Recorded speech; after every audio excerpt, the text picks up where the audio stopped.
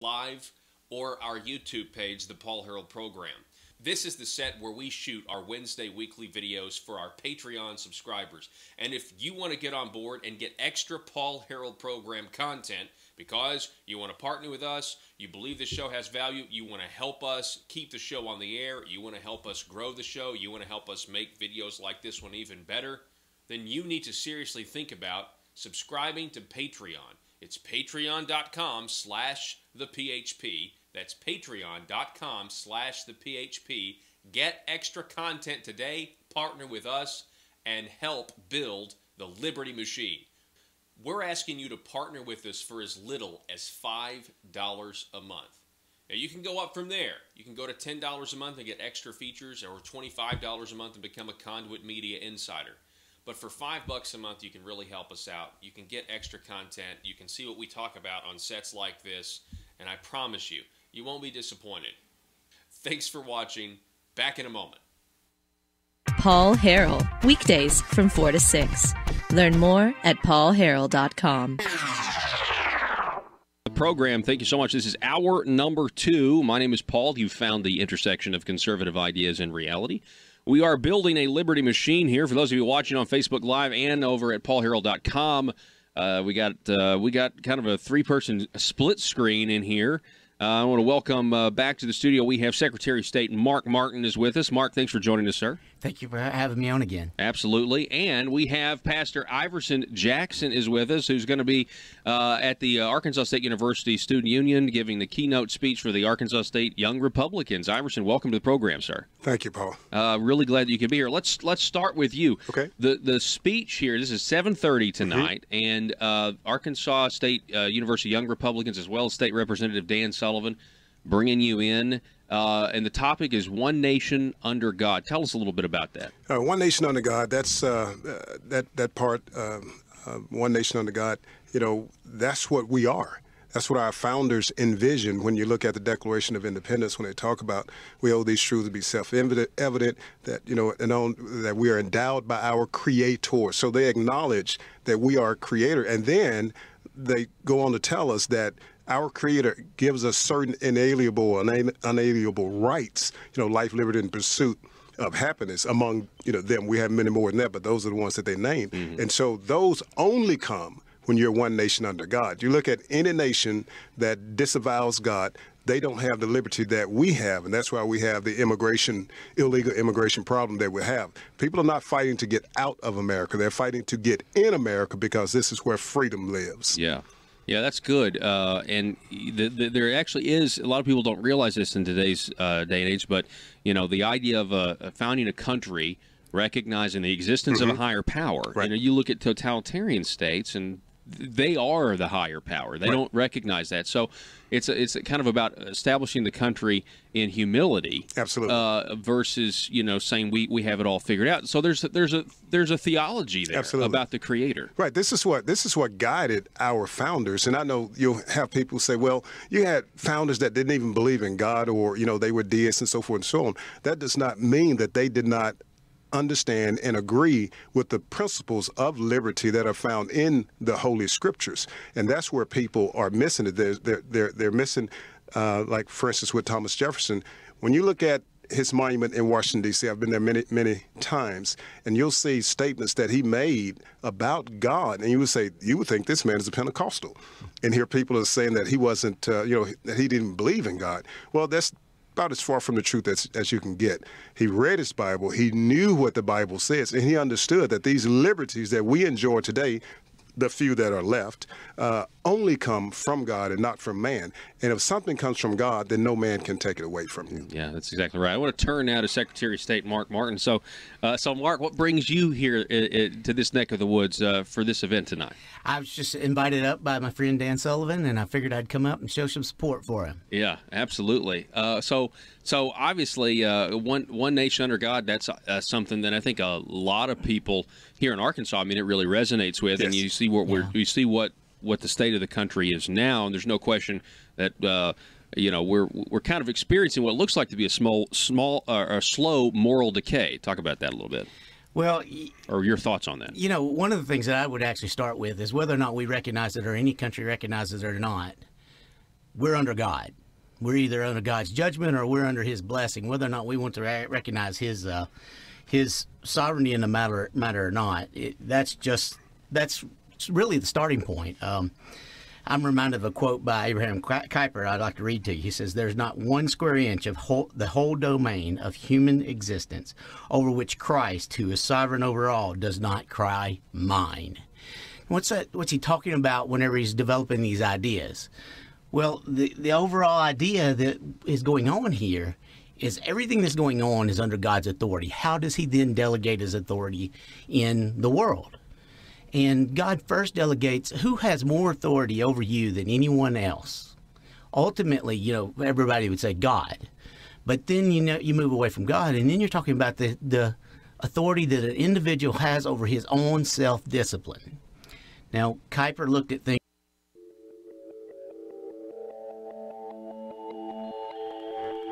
The maintenance of a free society is a very difficult and complicated thing, and it requires a self-denying ordinance of the most extreme kind. It requires a willingness to put up with temporary evils on the basis of the subtle and sophisticated understanding that if you step in to do something about them, you not only may make them worse, but you will spread your tentacles and get bad results elsewhere.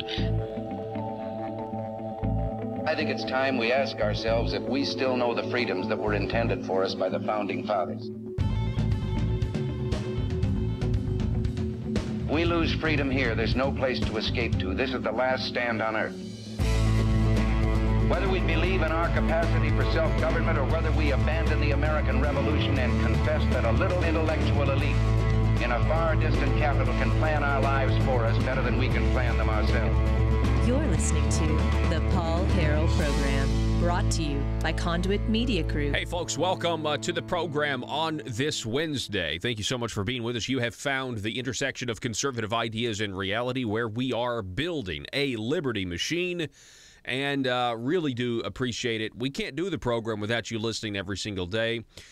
This is the intersection of conservative ideas and reality. The phone number, 870-275-9799. That's 870-275-9799 if you want to call or text, or you can sound off on Facebook Live. I want to talk a little bit about our whiteboard, and I know we've already talked about it today.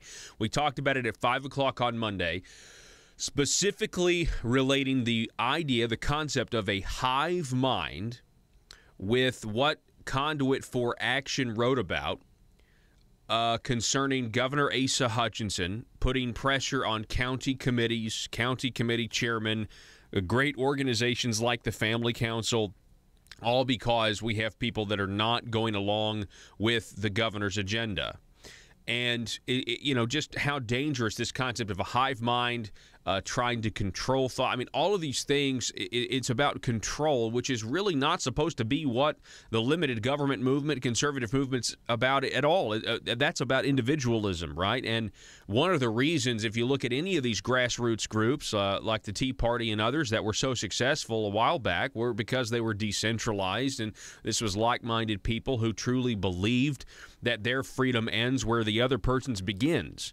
And we have people in government that don't necessarily believe that. They don't really see government as a necessary evil. They see it as just necessary all the time, and it should always be growing. Now, I'm going to put a different spin on this. And the reason is because last night I went to the Arkansas State College Republican event on the campus of a state, and you heard it if you listened to the 5 o'clock hour. We had Pastor Iverson Jackson on. We also had Secretary of State Mark Martin on, and we were talking about this concept, one nation under God. And Iverson Jackson had been brought in by State Representative Dan Sullivan to give this talk to the ASU College Republicans, and it was a really good talk. Jerry Cox from the Family Council was there. He spoke first, and then Iverson spoke. And I didn't get to stay the entire event. I didn't get to hear all of Iverson Jackson's speech, but I heard quite a bit of it. And I will tell you that it was fantastic. It was just riddled with truths that everybody needs to hear. But there was one part right before I left that caught my attention, specifically because I came up with the idea of this for this whiteboard on Monday, and then, of course, last night he was talking about this concept of groupthink. He didn't use the word hive mind. He used the word groupthink, and how societies who are not under God, they fall into what is considered to be groupthink, and just how dangerous it could be. I recorded the audio. I'm going to go through this now. Take a listen. This is Pastor Iverson Jackson from last night at the Arkansas State University College Republican event. Listen. The next thing that we look at is individualism, which only exists under God. When you're under God, you are an individual and not just part of a group. When you're under God, America is built on the spirit of individualism and not group think. Not group think. Group think does not allow room for the individual to express himself. Just doesn't allow that room. It doesn't allow that room for the individual to express himself. He must adhere to, line up with whatever the group says. Take for instance myself. I don't really like using the term, but I'll use it for reference sake. As an African American, I must be a Democrat. This is groupthink. I must be a Democrat. I must be for welfare. Must be for the leftist lifestyle of social justice. Must be for the minimum wage. Must be for public schools. Must be for all the same ideology that drives the left. That's what I must be. So, as an African American individual, I have to give up my deeply held family morals, my religious values, my traditions, and I must be for abortion, must be for gay marriage and every other immoral, irrational, damnable act and heresy that the left now calls normal. That's group think. If you look a certain way, you must belong to this group. And as part of this group, this is what you must believe. But under God, I'm an individual. And I get to believe according to my conscience. You don't get that with group thinking. If an individual desires to break out of the group or become independent of the group, they are met with swift criticism. They are labeled with all sorts of derogatory, demeaning titles and epithets. They no longer have any credibility in the community, even though they may have at one point made great contributions to the community. By simply disagreeing with the group, you become an instant outcast if you don't agree with the group. Groupthink is dangerous, it is ungodly, and will lead to the demise of the individual and the inevitable implosion of the group in time, just like the USSR. Okay? Communism, Marxism, Stalinism, Leninism, all a part, socialism, all a part of groupthink mentality. Everything is about the group. It has never worked. The groupthink will never work because it is. So that was Iverson Jackson. I'm going to finish writing my thought down here as I'm taking notes. Everything about the group. Now, Iverson Jackson, it was a great speech. Obviously, you can tell. But when he talks about the beginning, he does a really good job. He himself is a black man. He used the phrase African American, but right before he said that in the audio, he said he doesn't even like to use that term. He was just using that as talking about the idea of groupthink. And so he starts out, you hear him say, as a black person, I'm supposed to be a leftist, essentially. And that's the idea of groupthink. If you're a black person, you're supposed to be a leftist. You're supposed to ignore your convictions. You're supposed to do all, and that seems to be where the goalposts are. That's where the news media puts the goalposts. That's where people in politics put the goalposts. That's where the Democrat Party puts the goalposts for people who are of a certain skin color. But more generally, as I'm sitting there listening to him talk about the dangers of groupthink, I couldn't help but think of the Arkansas Republican Party establishment and just how dangerous the Arkansas Republican establishment, how dangerous this is. They are afraid of words. They are afraid of speech. They are afraid of criticism. Everything that you just heard Iverson Jackson say about the dangers of groupthink can apply to the people in the Republican Party that only want to worship the R at the end of someone's name because that they're governor, or because that they're majority leader, or because they're president pro temp of the Senate. Now, not all Republicans are doing that, but many of them are. So the group, and we'll have more on this on Friday in our 4 o'clock hour. The group think. What does the group think say? What does the hive mind say? They say, don't you criticize Asa Hutchinson. Don't you dare do it. The group says, it's not a new tax. This is about fairness. Mom and pop, more money to the government. It's not a new tax. That's what the group says. Anybody that speaks out is ostracized. If you speak out a bunch, you may get a primary opponent. The gas tax, that's not a new tax, is what the group says. We're just voting on this to let the voters decide. They don't want any debate. They don't want anyone to even challenge their ideas. They just want you to comply. They want you to surrender, and they want you to say, I will comply. The group says that if you don't vote for our military retirement tax cut and raise taxes elsewhere and give more money to the government to the tune of $8 million more than they would have, it wasn't a revenue, well, you don't support the troops. That's what the group says. You don't support the troops. The majority leader, Jim Hendren, took to the Senate floor that day and said, and we're not going to support the troops because somebody wants to be able to download Pokemon. He said that on the Senate floor, specifically referencing the backlash they were getting for creating a new tax on digital downloads on the internet to pay for the military retirees tax cut. We now know that that bill more than paid for it, and it's going to give the government over 2 years over $8 million. The group says don't criticize Asa. The group think also says don't have Jan Morgan come and speak to your Republican county committees. That's what the group says.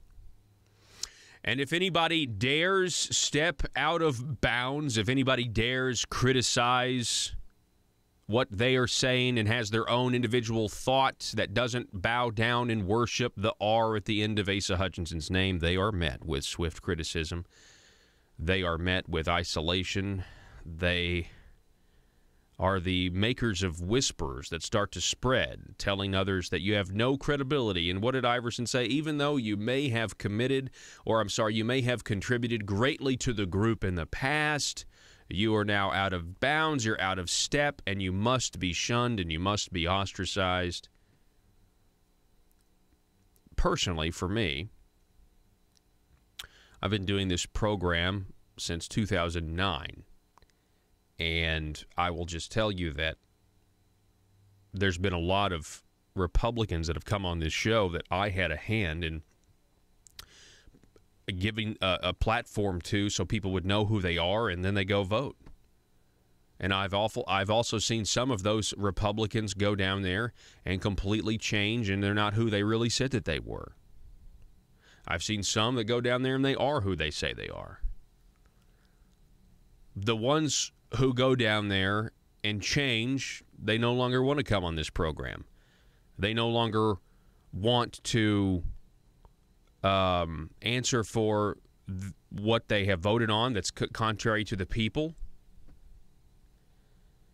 And so why this program or somebody like Conduit may have been instrumental in getting the word out to say, hey, Democrats are bad and Republicans are good because of the Republican platform. Now that within the Republican establishment, you're trying to say, Ace is not governing in a conservative way, you're ostracized. You're met with swift criticism. And it doesn't matter how factual you are. It doesn't matter how much truth that you have, how many times you're pointing out. They don't care because you are not going along with what the group says. And you're met with swift criticism. Now, what did Iverson Jackson say about the dangers of groupthink? He said that it leads to the demise of the individual. The demise of the individual. Maybe an individual Republican County Committee chairman. They're feeling the heat right now because of groupthink. Whether in Mississippi County, whether in Craighead County, whether in Baxter County, whether in Washington County. I mean, we remember what happened when Jan Morgan was going to speak, and there was all this pressure that was being applied to these committees, to Mississippi, to Craighead, to Baxter. The demise of the individual. Ultimately, and keep in mind, this was in the context, Iverson Jackson was talking about this in the context of being under God, that when you are not under God, you give way to the groupthink. I couldn't help but draw the comparison. This, you know, he says it's dangerous. The Republican Party, I'm 33. Let's forget about that for a second. The conservative movement that uses the Republican Party to try to effect change has never been afraid of debate. Do you know why? Because logically and factually, conservatives win because they have the truthful information. They have the correct information. We've never been afraid of ideas. Never been afraid with confronting them, never been afraid with trying to compete against them or speak for them. Nobody thought that when Asa Hutchinson was running, fast forward 4 years later, 3 years later, he's going to be trying to limit who can speak at a Republican event. Nobody thought that. When did we become afraid of public discourse, of public dialogue?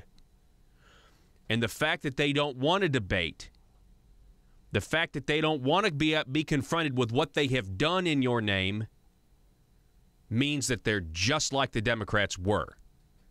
They're just like the progressives don't want to debate. You know what they want to do? They want to appeal to the emotional argument, the pain point politics. They want to argue these vast platitudes that, you know, there are just some things that government has to do, basically saying, well, we've got to shut down all debate. You can't criticize these areas because there's some things that government has to do. These guys are hiding behind and using the same tactics that the Democrat Party has done for a long time when they don't want to be confronted with their actual records. If the Republican Party of Arkansas is going to make it, we have to do away with groupthink. We have to be fans of individualism. We have to be fans and happy warriors wanting to confront the ideas, even if you're one of these progressive Republicans. There's nothing wrong with debating on the public stage why you think your big government ways are better than small government ways. And you know what? That's a little bit more complex than that, because the problem is that the big government Republicans never want to admit that they're big government Republicans. So if that's really the confrontation that we have here on the right, on the conservative right, if that's the confrontation, they don't want to have that debate. And in that, ladies and gentlemen, they're doing what the leftists do, and they are using leftist tactics, groupthink, or groupthink and the hive mind have to go.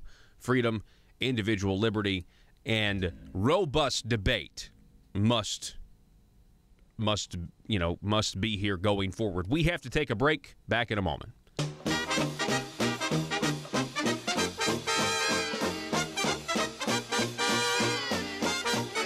The Paul Harrell Program.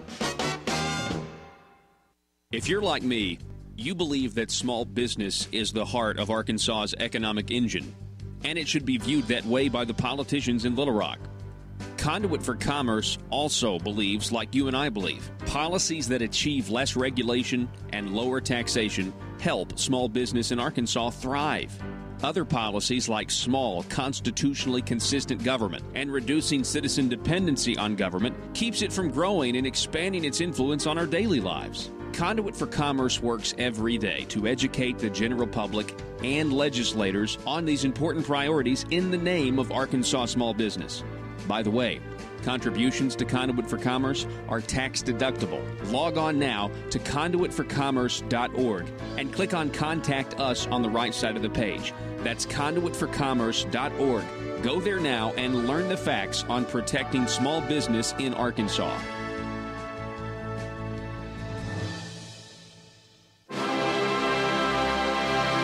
This is Mother Government.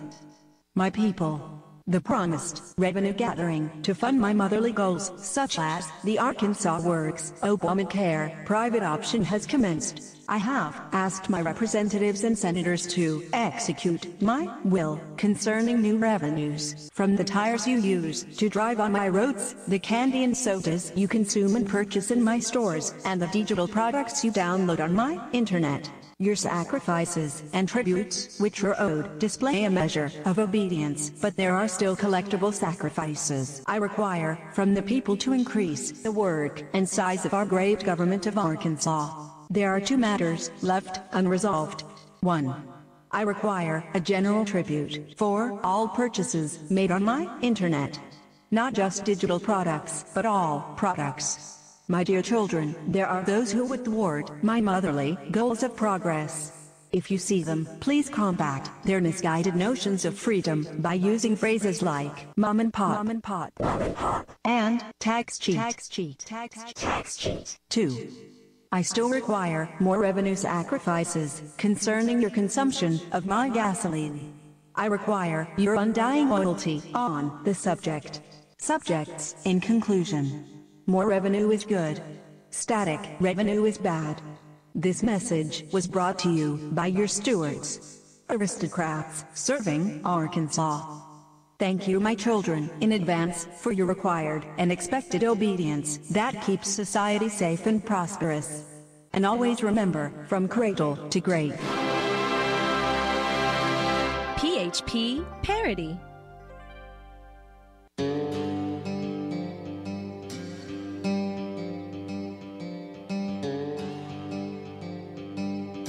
The Paul Harrell Program.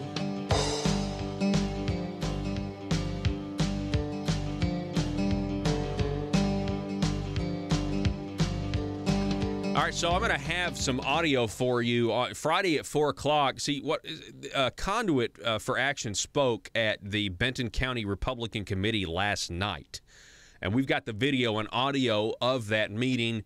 There were apparently more legislators there than there have been in a while, because Conduit was there going over, the situation down there, the situation at the Marble Palace. So he got all these comments, and I'm going to tell you, on Friday at 4 o'clock, we're going to go over this and kind of give you a peek into what some are saying, and you're not going to be disappointed. I'm just telling you, number one, tune in because it's Johnny Cash Friday, but number two, just you're going to want to tune in at 4. Okay. Also, we'll have a great Conservative Future segment Friday at 4:30 as well. You don't want to miss that. Okay. So what do we have here? The phone number, 870-275-9799.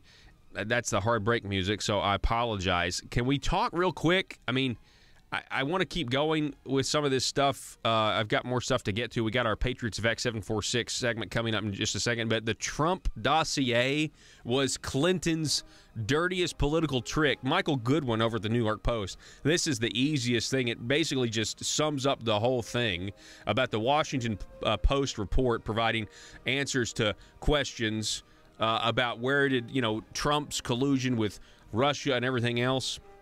The Clintons paid for the dossier, and it's likely that it was she that gave it to the FBI, where James Comey planned to hire the former British agent that compiled the dirt.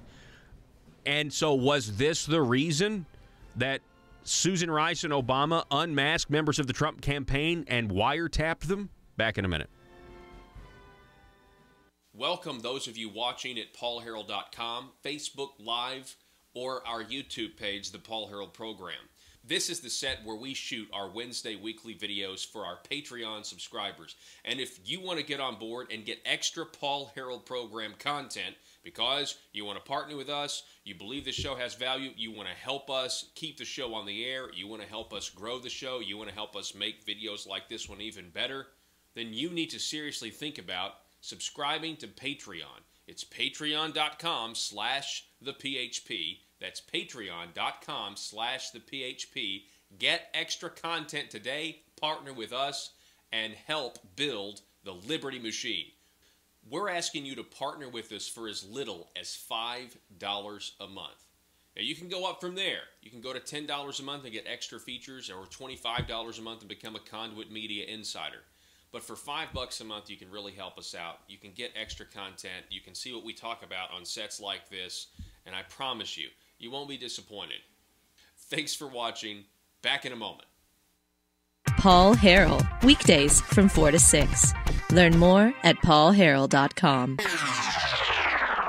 From spheres going out from oneself, as you go farther and farther from oneself, your personal authority diminishes, and you get a situation where more and more things are delegated to God to take care of.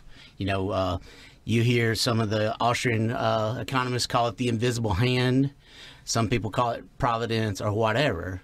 So when we begin to talk about ultimately where we're at, some things may come and go. We may not be one nation. We may not be a nation at all. But one thing that we will be is under God. Yeah, that's very well said. You just think about where the state does come in. You talk about delegating authority. That's certainly a part of the whole situation. Right. You have Paul in the New Testament saying, "Hey, we hope that we are able under the state to go about the gospel in peace." Right. So there is certainly evidence out there of absolutely where it's easier. When you're freer, things are a lot easier. I mean, versus the totalitarian history that we have in the 20th century alone. Well, and that's what's unique about this country is when we begin to look at the delegation of authority from that perspective, we see that it's centered on individuals. Every individual is endowed by their creator with certain inalienable rights. What we see here is a biblical pattern for government taking shape. Whether or not you believe in a creator or nature, I think it's evident in nature even that individual rights are what are supreme, because the individual is the one that's delegated the most authority to supervise himself. And of course, what's supervising ourselves? That's taking responsibility, right? So the pattern that the founders put together, whether or not they recognized it as a creator or as natural law, it's what's naturally the order of things, and self-government is the first order. And when you say the smallest form of self-government is individual. That's correct. So what you were pointing out there is a very, very deep theological concept. Yeah.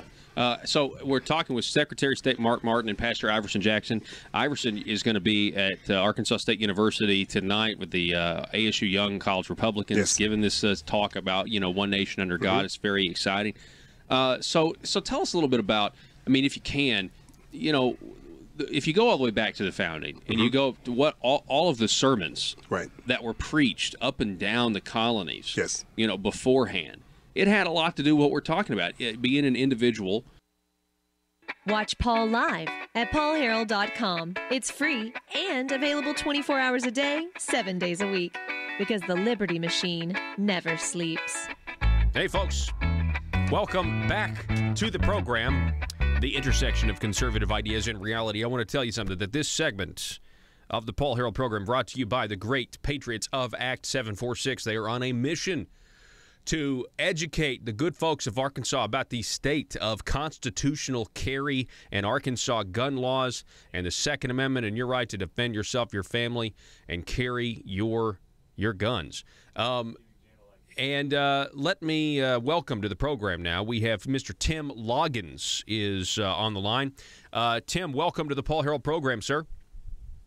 Well, thank you, Paul. Good afternoon. Yes, sir. Glad that you could be here. Now, you called in from Pocahontas. I mean, that's where you live, correct?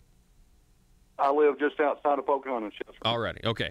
So tell us, first and foremost, how you got involved, because this has been a great couple of weeks, and we're just interviewing patriot after patriot after patriot of this great organization, and it's a lot of fun. Tell us how you first got involved with the Patriots of Act 746. A gentleman by the name of Gary Epperson convinced me I needed to come check the page out. He and I were on several different Facebook pages, interacting, talking politics. We're both fairly conservative guys, and one night he sent me a message and said, "Hey, Tim, come on over to Patriots and check us out." And that kind of started it. So, I mean, what were your thoughts? What was your reaction? I mean, when you discovered that the reality is, we have constitutional carry in this state. It's taking a while to get the word out, into every sort of, law enforcement jurisdiction. But, I mean, were you shocked that this is the reality here in Arkansas? Actually, I was. I first learned of Act 746 back in 2013 when it passed, and there was a lot of conversation about it. Some saying it created open carry being legal, and some saying not. That pretty much became the consensus with Leslie Rutledge's opinion. She confirmed that, yes, it allows open carry. And I have some concealed carry instructor friends, several of them, as a matter of fact, law enforcement guys, and they were pretty adamant that it didn't allow constitutional carry open or concealed. And I never really verified it for myself. Gary Epperson pointed it out to me, and the language is very clear on 746. If you don't have criminal intent, you can carry a weapon on or about your body, in your vehicle, or otherwise readily accessible. And that's pretty clear language, and most folks in Arkansas still haven't gotten that message. Mm-hmm. Yeah, and we talked. I know we've talked with other members of this group about the original concealed carry law and how then all of a sudden it's like everybody said, oh, okay, I do need a permission slip from the governor or from the government to carry. So you mentioned your law enforcement friends. Have any of them? Are they still just they disagree completely, and how do they disagree when the law is as plain as it is, decriminalizing firearms? For the most part, today, we're talking about from 2013 to 2017. For the most part today, most of them will admit in private that, yeah, it's legal to carry. You don't need a permission slip. However, in public, they want to say, you know what, it's kind of ambiguous and the law is not really clear, especially the concealed handgun license instructors. There is no ambiguity. The law is clear. What kind of law enforcement work were you in, Tim? I worked 28 years for the Department of Correction, stationed all over the state, started in 1987 down at Cummins Unit, and my last station was in Newport, where I was the emergency preparedness coordinator for the Grimes and McPherson units. So, I mean, I want to go back to your law enforcement friends. I mean, I know it's a tight community. Why do you think? Let me ask you this. Is there the impression that open carry or concealed carry without a permit, Act 746 in general, is there an impression generally that makes their job harder? I have had several friends tell me that's their opinion. And the fact is that someone is armed, carrying under the Constitution, under 746, 573, 120. That's not against the law. And prior to 2013, if someone was carrying a weapon and it was visible, a citizen could call and say, hey, police department, there's an armed person over here. And the police department would roll out and stop him and identify him and make sure it's a legal person. But with constitutional carry, that's no reason to even interact with me. I'm doing what's legal. Yeah. And that has made their job a little more difficult. Yeah. Well, to me, it seems like it's put their job in the proper constitutional context, to me. Exactly. They're actually having to follow the Constitution, and it never has really been put to them like that. I don't think. I bleed blue being retired from law enforcement. I back the blue. But I don't think it's been put in that context to them. Hey, guys, this is a constitutional right just like the Fifth Amendment, just like the Fourth Amendment, just like the First Amendment. Mm-hmm. And in Arkansas, with Article 2, Section 5 of the state constitution that says that the citizens of the state of Arkansas shall have a right to keep and bear arms for their common defense, it's even more constitutional. Yeah. You know, I completely agree with this, and I'm glad we're having this conversation, because when I tell, you know, I've talked to people, and, you know, sometimes you talk to people and say, hey, do you know we have constitutional carry and everything else? And when you actually let them know the reality of the situation, sometimes, and I've gotten this several times with a bunch of different people, they say, uh-oh, well, do we really want people with a criminal intent, you know, to be open carrying? And my reaction is always like, well, that doesn't bother me. I mean, first of all, somebody with a criminal intent is probably concealed carrying right now, and probably was before 2013 when this law was passed. What are your thoughts on that, Tim? Well, Paul, you and I both know that criminals could care less about the law. They're going to have their weapons regardless of what the law says. Their intent is to do harm to people and to steal and rob and do things that criminals do, and no law is going to stop them from doing that. 746 just codified the constitutional right to protect myself from those criminals. Whether I choose to open carry or concealed carry, now at least I'm armed. Mm-hmm. So I want to start asking this question to all the, you know, the great patriots of Act 746 that are coming on this program once a week. Do you conceal carry? Do you open carry? Do you have a preference? I do both. This has been, you know, battered around a lot. Right now, I am open carrying. Here a little bit later in the day, I'll probably be concealed carrying. I switch back and forth depending upon the environment I'm in. Mm-hmm. Is there an advantage to either one? Well, both of them have advantages, and both of them have their disadvantages. Obviously, I can draw a weapon much quicker if it's open carry. Mm-hmm. But sometimes you don't want to cause an uproar. The situation might not be appropriate, and concealed carry might, you know, be in my better interest. Yeah, definitely. Generally, go ahead. Generally, when I open carry, I'm making a message. I'm trying to educate the citizens, because the bottom line, the more the citizens, especially in this area of the state, the more they see someone carrying a weapon, they stop and ask questions. They want to know what you're doing. Are you law enforcement? And it's an opportunity to educate and normalize someone that is just, you know, taking advantage of their inalienable rights. So we're talking with Tim Loggins from the Patriots of Act 746. Let's talk about these educational efforts. And I really like that. You know, sometimes you open carry just so people know, you know, it's a thing here. Let's specifically talk. You're right out of Pocahontas. I've, you know, born and raised and still live in Jonesboro, have all my life. Let's talk about Northeast Arkansas specifically, because over in Western Arkansas, I get the feeling, as a, you know, lifelong NEA resident, I get the feeling over in Western Arkansas there's a little bit more, not to use Obama's favorite word, progress being made when it comes to you know, education and efforts. And over here in Northeast Arkansas, I kind of feel like it's lagging behind.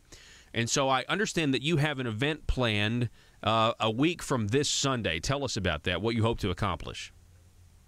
Well, Paul, just a little background. Our group has now exceeded 11,000 members. The membership has exploded over the last 4 or 5 months, and some of our members from this area were wanting to have a meet and greet and become a little more active in the process, and so they decided they wanted to do something in the Jonesboro area, which I thought was a great idea. So as it stands right now, we're on November the 5th, which is a Sunday. Mm-hmm. At 3 p.m., we're going to meet at Tamales in Jonesboro and have a meet and greet and maybe, you know, fellowship and eat a little bit of early dinner or something, just to meet each other and recognize, hey, you know, I can put a name and a face together, and now I know who I'm talking to. Yeah, I think that's very wise, and you know, people can start. Now, let me ask you this, and this may not be a question for you, but is there any way? I mean, have y'all actually taken that giant number of 11,000 people that are just patriots? They, you know, they love the Second Amendment. And kind of divided that up and to see, like, okay, where are we geographically? Like, how many do we have in each part of the state? There's been some movement on fellow admin's part to, you know, get some IT stuff going to better identify the location of every member. Mm-hmm. We are working on kind of regionalizing a little bit and recognizing, hey, some areas of the state are lagging behind, and we need to get together a little bit more and push this education some. Yeah, that's really good. Again, we're talking with Tim Loggins of Patriots of Act 746. That event, again, is November the 5th at Tamales in Jonesboro, a meet and greet. So even if you're not a member of Act 746, first of all, go look them up on Facebook. But this would be a great group of patriots, and you guys can kind of start to organize and get the word out a little bit more. I know they're back in the day, a couple of years ago. I know there were some open carry marches up in this area, and I know when we even got at least one of the police chiefs. I don't think he's around anymore, but he was receptive to what the law said. Hey, this is what the law says, and we really got to have some Leos who believe that an armed society is a polite society. It doesn't make your job harder. It actually makes people more safe, rather. I agree completely, Paul. And generally speaking, I have not had any encounters in Northeast Arkansas with negative reception from law enforcement. There is that perception with some that, hey, it's making my job harder. Mm-hmm. But pretty much everyone in law enforcement has come on board with the idea that absent criminal intent, there is no violation of the law, and an armed citizen is a good thing. Yeah. One last question before we got to go. Tim, you did mention that some of your law enforcement friends behind closed doors will admit what the law says, constitutional carry. If the Constitution says you got a right, you have the right. But they won't really say it publicly. Now, that is the same behavior of Governor Asa Hutchinson. Behind closed doors, he will say, yeah, we have constitutional carry, but the Arkansas State Police needs the money of those concealed carry handgun licenses that they're sending out every year. And so, he's not going to say it publicly.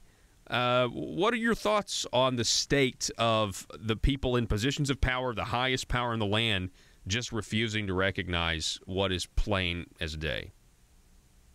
Quite simply, it is a failure of leadership. And that's at the governor level all the way down to the local sheriffs and police chiefs. Leaders need to acknowledge the rights of the citizen and acknowledge the law and be clear about it. You have an obligation. You swear an oath to the Constitution.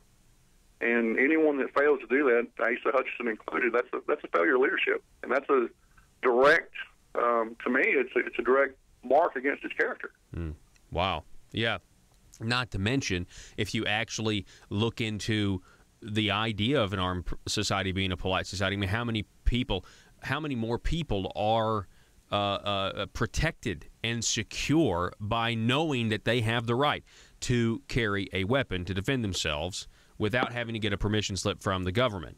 You know what I'm saying? We could really be talking about people deciding, nobody wants to break the law. Law-abiding citizens don't want to break the law. How many of them would know, hey, I now can protect myself legally and I don't have to worry about going to jail? We're actually talking about people's lives here if you really stop and think about it. Absolutely. This is about securing, one of the most fundamental rights that we have as individuals, what I consider to be an inalienable right. We have a right to life, liberty, and property, or pursuit of happiness, however you want to say it. And I have a right to defend those. And that can't be taken away by government. And slowly but surely, the citizens of this state are starting to wake up to that fact.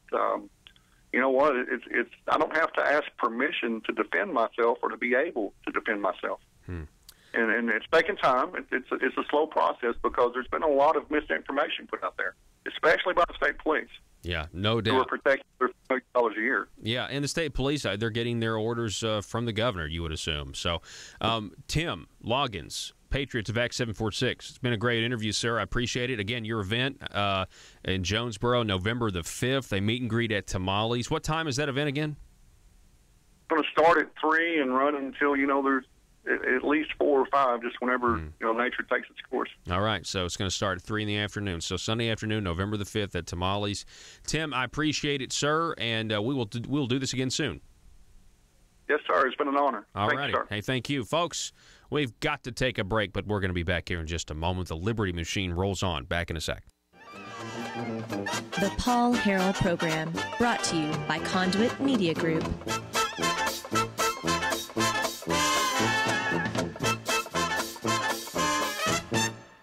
In a world full of constituents with social media accounts, bloggers just looking to increase their page views, and a talk radio host who generally is just the worst, how are Little Rock's elite supposed to conduct business with such a lack of privacy?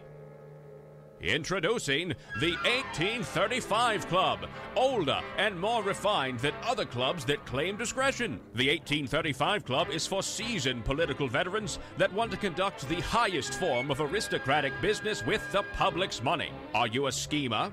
Do you someday want a guaranteed flow of taxpayer money to support your business? Is it your dream to see the .gov domain at the end of your business website? Don't listen to the imitators. The 1835 Club is the place where corrupt politicians and businessmen hatch their next crony schemes. At the 1835 Club, we make lobbying safe and legal. Ethics. Why, of course.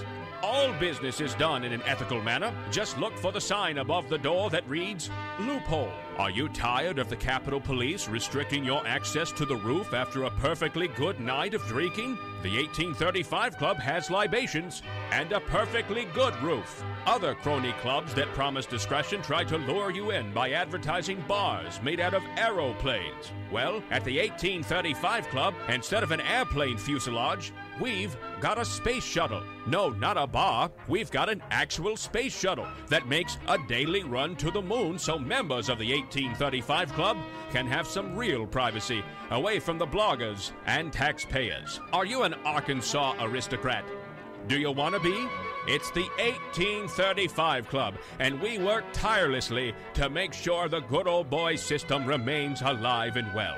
Join today. Disclaimer. The 1835 Club reserves the right to deny membership to anyone who has principles. Any talk of the Declaration of Independence or the Constitution must be done in jest or, at the very least, with a condescending tone. And finally, the 1835 Club will be given a 25% commission of any agreements made between politicians and the business community.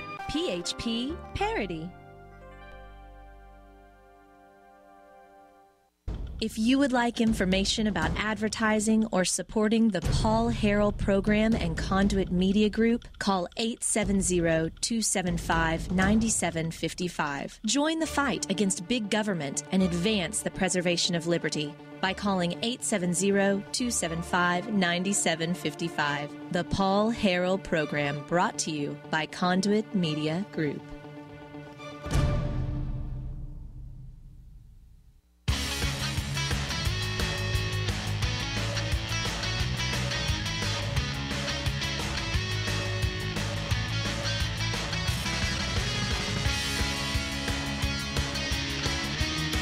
Coming up at 5 o'clock when we come back from break here at 5:06, it's going to be the Conduit for Action Weekly Quiz. Interestingly enough, I have decided, because we're doing these in so much repetition, and this week you're going to want to, this quiz, you're going to learn something on this. I mean, you learn something on all of them, but you're really going to learn something here. This is a great CFA quiz.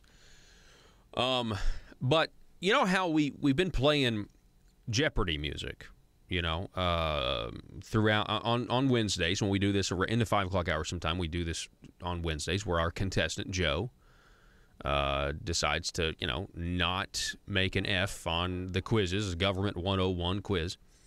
But Facebook Live is different than, for example, you know, this program is going out to our radio affiliates, our terrestrial radio affiliates and things like that. And so when we have our Johnny Cash Friday, I mean, this is a radio station, and we're playing this music, and everything's fine. Facebook, YouTube, they freak out about it. They think something's, you know, you're playing copywritten material, and they try to shut you down. And it just is what it is.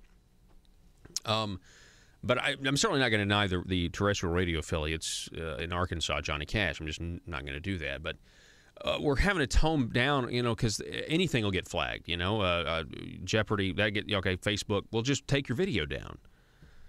So I've decided to go and pull some music that is royalty-free, that I pay to have access to, that the Paul Harrell program pays to have access to this music, is royalty-free, and it is going to kind of reshape our Conduit for Action quiz moments. You'll see it 5:06 here coming up in a little bit. Can we get back to this real quick, a permission slip?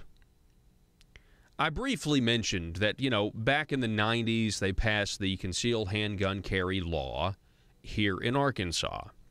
And when they did, overnight, they essentially just magically, everyone said, okay, well, in order to carry, you've got to have this permission slip, and you got to pay the money for the background check and the training to the Arkansas State Police and everything else.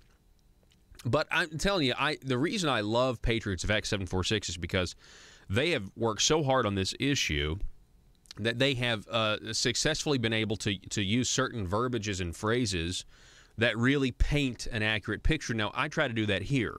I mean, I try to do it with other issues that are not related to the Second Amendment, economic issues.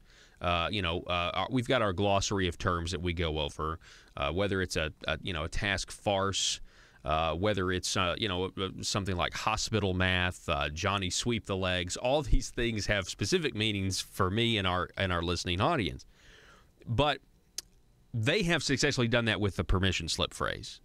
No, it's not. It's, the government says, no, it's a license. And see, when you use the word license, it comes from a place of authority, where we have licensed you. You have the ability to do this because we're giving this right to you. And that's not what the Second Amendment's about. And so putting it as a permission slip is just so offensive to anybody that knows anything about personal liberty and personal freedom.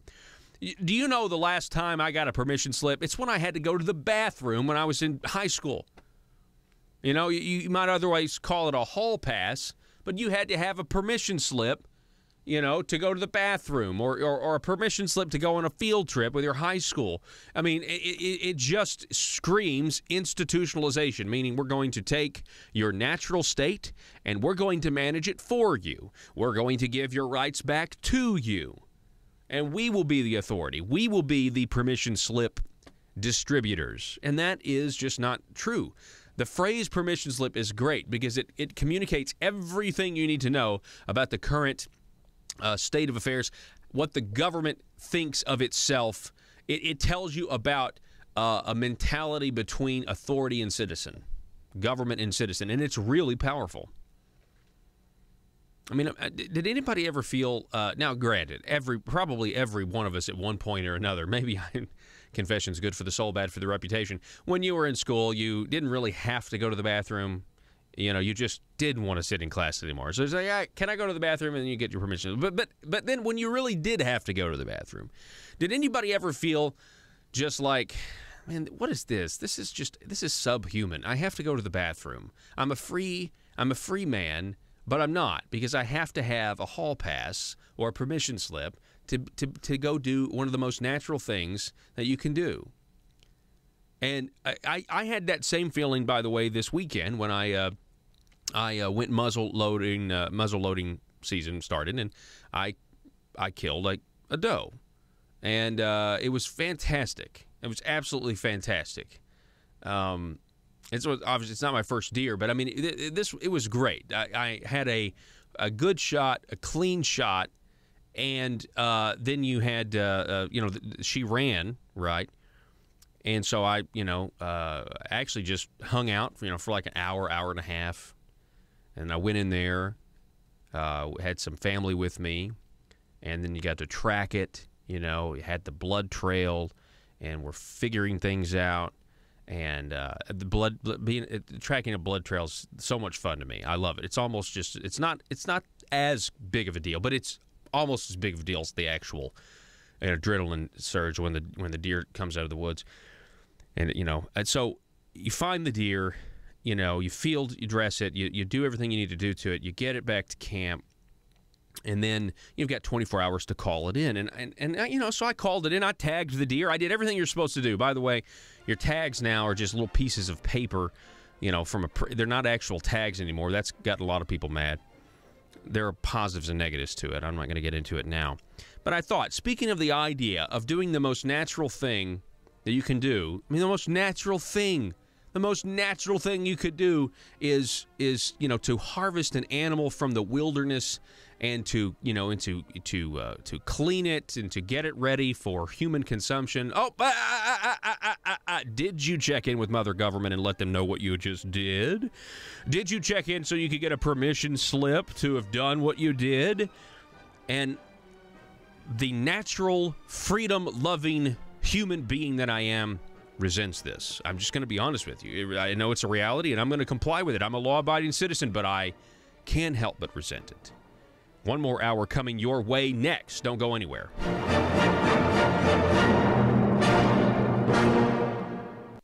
Rush, Glenn, Sean, and Paul. This is Jonesboro's 1013 FM News Talk, KBTM. Welcome those of you watching at paulharrell.com, Facebook Live, or our YouTube page, The Paul Harrell Program. This is the set where we shoot our Wednesday weekly videos for our Patreon subscribers. And if you want to get on board and get extra Paul Harrell Program content because you want to partner with us, you believe the show has value, you want to help us keep the show on the air, you want to help us grow the show, you want to help us make videos like this one even better, then you need to seriously think about subscribing to Patreon. It's patreon.com/thephp. That's patreon.com/thephp. Get extra content today, partner with us, and help build the Liberty Machine. We're asking you to partner with us for as little as $5 a month. Now, you can go up from there. You can go to $10 a month and get extra features, or $25 a month and become a Conduit Media Insider. But for $5 a month, you can really help us out. You can get extra content. You can see what we talk about on sets like this. And I promise you, you won't be disappointed. Thanks for watching. Back in a moment. Paul Harrell, weekdays from 4 to 6. Learn more at paulharrell.com. Before a holy God, being responsible. Right. You know, that's something. And then all of a sudden you start to think, well, if everybody is equal under God, then how come there's a royal bloodline that's somehow special, more special than everybody else? Yeah. You know, go back to the Constitution, what you were talking about, and the connection with one nation under God. What our Constitution really is a collection of sermon topics. When you go through it and look at it, it's a collection of sermon topics that were preached up and down the colonies, that, as you stated earlier, up and down the colonies, that our founders just start putting these things together because our government, you know, in Romans it tells us that governments are ordained by God, God being the higher power. So he delegates to man governments, but those governments are also to be under the auspices of God, and that makes it fair for everyone. That's how Thomas Jefferson came up with what he did. Let's think about this. I can say this is what's true. You can say, no, this is what's true. So there has to be an objective truth. We call that absolute truth. And this is what you get when you're under God. The truth does not have any friends, but it makes a lot of enemies. Yeah. Okay? So you can be a truth of the friend, but the truth is not going to try to be your friend. It is what it is. Yeah. So that's what we had. Remember that when we were growing up, we heard the term the golden rule. Well, where did that come out of? That came right out of the scripture, when Jesus said, do unto others as you would have them to do unto you. That's an objective truth. It doesn't matter how much money you have, where you live, what color you are. So all these things come when you're under God. So you have to maintain that. That's what makes this nation so great, this ideal. And the aligning of truths. When, you know, people talk about the founders and, you know, owning slaves and so forth and so on like that. But the very words that they wrote, the truth, you know, had to line up with the truth, and eventually the truth caught up with this nation, and we've, you know, that's what I mean. That's what I'm talking about, the Civil War. Yeah. So all these things began to unfold because it's part of the truth. And as Jesus said in Matthew 5:6, if you hunger and thirst after righteousness, you shall be filled. In other words, if you are a truth seeker, the truth will eventually come forward. Yeah. And so our founders understood that, and that one nation under God is what makes everything fair and equal for every person. Now, I love what Mark was talking about, the personal freedoms. There's nothing like personal freedom. It's remember the parable that Jesus told about the talents. He gave 1 5, 1 2, and 1 1. And each had an opportunity to do according to their own ability whatever they desired to do with those talents. That's what personal freedom is. If I want to become something special in life, then I have the right when a nation is under God to be that. And if I want to just stand on the side of the road and hold a sign, well, I also have the freedom to do that. You can only get that when you're under God. We're not in a caste system where you have to be what the government tells you want to be. Yeah, so this is what's so powerful. one nation under God. So we're going to be back here in just a moment with Secretary of State Mark Martin and Pastor Iverson Jackson. I have a few more questions. One of them has to do with, and this is just my own personal kind of thing that I've come up with, or thoughts that I've had about the state of the country today and how the younger generation is able to recognize injustice. They just don't know what to do about it. So we're going to be back in just a minute, folks. Don't go anywhere. The Liberty Machine rolls on next. Come back to the program. Joe, I'm just saying I really admire you. I'm having to produce my own show, and it's not easy. So I'm just letting you know, thank you for everything, Joe, our board up. I'm in the command center post because this is where our third mic is. All right, joining us now, we've got Secretary of State Mark Martin, who's back with us. Mark, thank you for being on the show, sir. Thanks a lot. And also we have Pastor Iverson Jackson. Now, he's going to be at this event, One Nation Under God. The College Republicans at A-State are hosting him. Also, the Arkansas Family Council Director, Jerry Cox, will be there.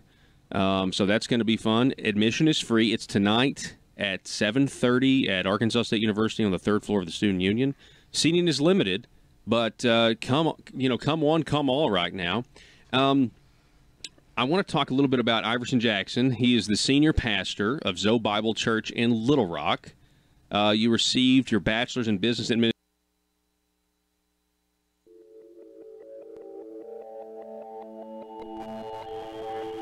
The maintenance of a free society is a very difficult and complicated thing, and it requires a self-denying ordinance of the most extreme kind. It requires a willingness to put up with temporary evils on the basis of the subtle and sophisticated understanding that if you step in to do something about them, you not only may make them worse, but you will spread your tentacles and get bad results elsewhere. I think it's time we ask ourselves if we still know the freedoms that were intended for us by the Founding Fathers. We lose freedom here, there's no place to escape to. This is the last stand on earth. Whether we believe in our capacity for self-government or whether we abandon the American Revolution and confess that a little intellectual elite in a far distant capital can plan our lives for us better than we can plan them ourselves. You're listening to the Paul Harrell Program, brought to you by Conduit Media Group. All right, ladies and gentlemen, welcome to the program. It is hour number 2, and we certainly appreciate you being with us. All right. It's that time of it's that time of week again where we have our contestant Joe take our Conduit for Action weekly quiz. I've been demoted from producer to contestant. You're now our contestant. I'm your host, Paul Harrell, as we go over the latest Conduit for Action quiz. Now, this particular quiz is still in line and in keeping with the Knowledge is Power Arkansas Government 101 series of quizzes. This one over the executive branch. Now, Joe, I have a few updates before we get to the quiz. Some things to go over because this segment has just been rebranded a little bit.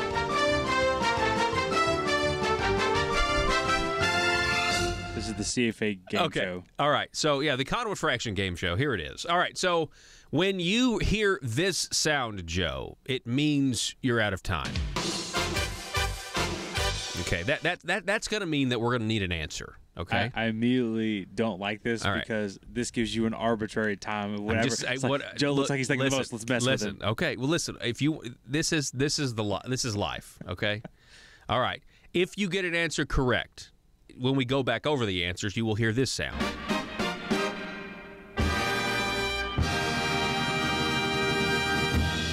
Okay. Now, if you get an answer wrong, you're going to hear this sound. Okay, so that's what you need to know going in. All right. So here we go. Question. Now go ahead and click on it. Knowledge is power. Let's go to the first one. The executive branch is one of 3 branches of Arkansas government. Arkansas Constitution states which offices there will be in the executive branch.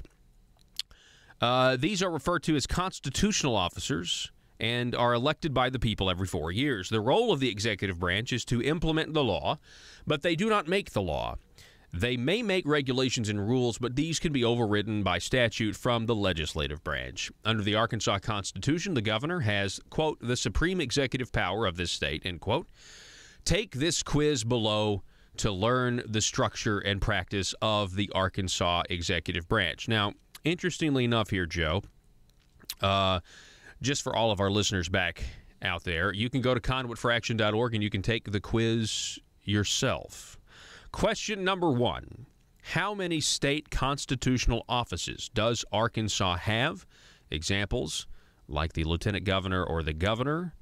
Is it A, 3, B, 5, C, 7, or D, 10? And take time and think it out, Joe. Okay, so it's I think there's more than 3. Because it already gives 2, which were already in my head, the governor and lieutenant governor. And then Secretary of State, because we had Mark on yesterday. And then I'm pretty sure Leslie Rutledge is a constitutional officer as well, which means that there's going to be more than 3. I'm going to go actually, I'm stuck between 5 and 7. All right. That sound, unfortunately, means that you are out of time. Going to need an answer, Joe. I'm going to need an answer. 3, 5, 7, or 10. I'm going to see. I have no enforcement mechanism. I have the power here. I'm going to need an answer, Joe. I want to go with 5. Going with 5. Okay. All right. So, question number 2. Which of the following are the constitutional offices for Arkansas? Choose as many as you think you are. Now, let's go over this, because this is interesting, and you can't go back and change your answers, Joe. Go ahead and relax it out. All right. Is it the governor? You can check the governor, the chancellor, the attorney general, the land commissioner, the secretary of agriculture, economic development commissioner, lieutenant governor, secretary of state, treasurer, auditor, or chief justice of the Arkansas Supreme Court. Those are your options. Okay, so I got governor already out of the way. There's not a chancellor. The supreme chancellor. That doesn't exist. The supreme chancellor of the Galactic Federation. Yeah. The attorney general. Galactic Empire, rather. Yeah, already kind of. Yeah. Already. So you're saying that the 5 constitutional officers are governor, attorney general, lieutenant governor, secretary of state. I haven't picked my 5th one yet. Oh, okay. I'm going to go with the chief justice of the Supreme Court. That's good, because that sound means that you're out of time, and we're going to need an answer. That's my answer. I'm sticking with what I had before with 5. And I'm going with that. All right. Question number 3. Who is the head of the Arkansas executive branch? The governor, Asa Hutchinson. Okay, there we go. Question number 4, unfortunately, to the dismay of many true conservatives. Question number 4, according to the Arkansas.gov website, this is good. I like these are the questions. This is the real meat and potato questions right here. Very educational stuff by Conduit. According to the Arkansas.gov website, how many commissions does Arkansas state government have? Examples like the Arkansas Economic Development Commission or the Ethics Commission. Okay, so I'm going to go with what I know about. Does that stress you out, that music, at all? A little bit. Okay, so I'm going to go with what I know about the government. Think it out now. Sound it out now. That resides over me. Definitely not 10. I feel like 27 is too small. I'm going to go with 42. All right, so your options here are 10. Go back up. Your options here are 10, 27, 42, and 53. So you're saying that there are 42 commissions under the executive branch. I feel like 10 is way too little for the people that have been put in power over the last however long. The 27 still seems a little small to me. 42 seems about right. 53. You think 53 is too much? Okay, all right. Well, not necessarily too much. It's just 42. I feel like it's just a good. Just going with the old ACT advice and just picking C. No, that's just a good middle of the ground number. Okay, all right. What do we have here? Question number 5. According to the Arkansas.gov website, how many departments does Arkansas state government have? Departments. So this is different than commissions. Examples of departments would be like the Department of Education, the Emergency Management Department, stuff like that. Sound it out now, Joe. Think it out. Sound it out. Cool. Is it A12, B32, C40, or D47?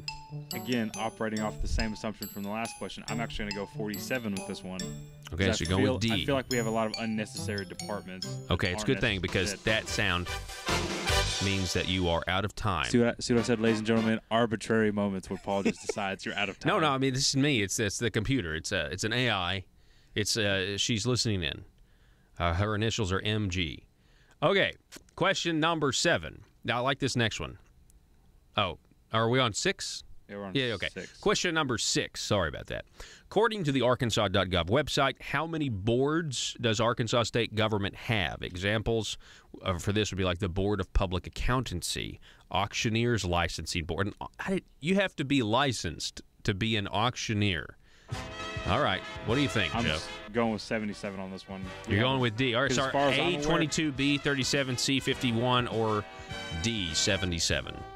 Because we've had a conversation with this that we have a lot of licensing boards, more than I think the most out of any state, or we're real close to the highest number in any state, and 77 seems like an absurd amount for no reason.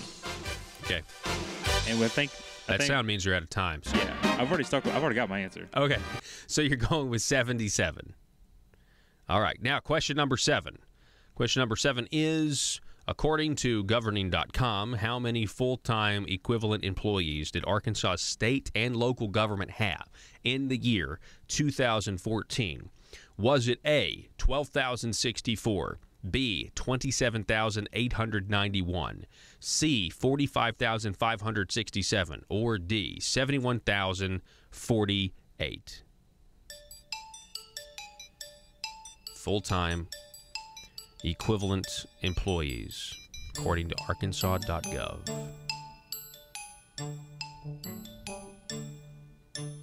Don't need an answer yet because we haven't heard that sound. 12,000, 27,000, 45,000, or 71,000. Considering we need so much money to run our government compared to all the states around us, I'm going to go with 71,000. All right, that sound means you're out of time. 71,000. Question 8, have you subscribed to the Conduit for Action email list? You have. What city do you live in? You live in the town of Jonesboro. What are your results? We're going to go over them. Not very good. How do you know? I just have a feeling it's not very good. All right, let's see here. What do we have? 61.5%. I had a feeling that it was 7 and not 5. Question number 1. How many state constitutional officers does Arkansas have? You said B, 5. I had a feeling it was Correct 7. answer was 7, C. That sound means that's a wrong answer. Well, next one, I get partially correct. Okay, partially correct. Okay. Which of the following constitutional offices for Arkansas? See, which of the following are the constitutional offices for Arkansas? I didn't know Land Commissioner was a constitutional office. Yeah. I didn't know that. Yeah, we interviewed Tommy Land. I knew we did. For Land Commissioner. Yeah, I knew. I just didn't remember if it was a constitutional officer or not. I didn't think it was. Okay. All right.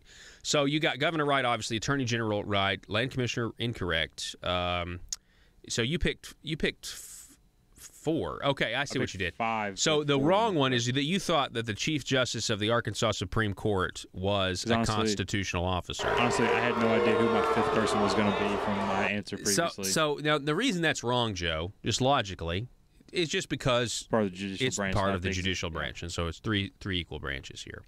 So more of a shot in the dark that was unnecessary. So you were going to get this wrong because you said that there were 5 constitutional offices, and there's 7. Yep. Auditor, Treasurer, Secretary of State, Lieutenant Governor, Land Commissioner, Attorney General, Governor, and a partridge on a pear tree. Looking back, Auditor seems like a better answer than Supreme Justice of the Arkansas Supreme Court. But Treasurer, that's a constitutional office. Yep, that would be Mr. Dennis Milligan, the Treasurer of the state of Arkansas. Office. Why isn't that just someone's like, you get this job? Yeah, I know. I really want you to get one right. Well, so what's your next thing? All right, the next one right. Who is the head of the Arkansas judicial branch? No, executive branch, not judicial. Executive branch.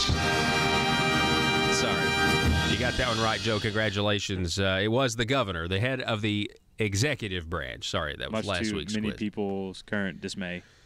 You got it right. All right, so next question 4. According to the Arkansas.gov website, how many commissions does Arkansas state government have? And the Arkansas government continues to push the bounds of what I think. Yeah, I know.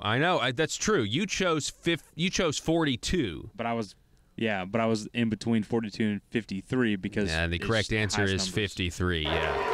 So that's for you. Sorry. That's no. That's to the Arkansas state government. Boo to you guys for 53 commissions. Unnecessary. Yeah, I know. Isn't that nuts?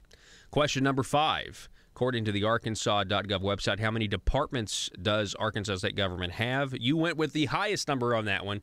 We have 47 departments in the executive branch. Again, I say, no. Play the booing sound. Play the booing.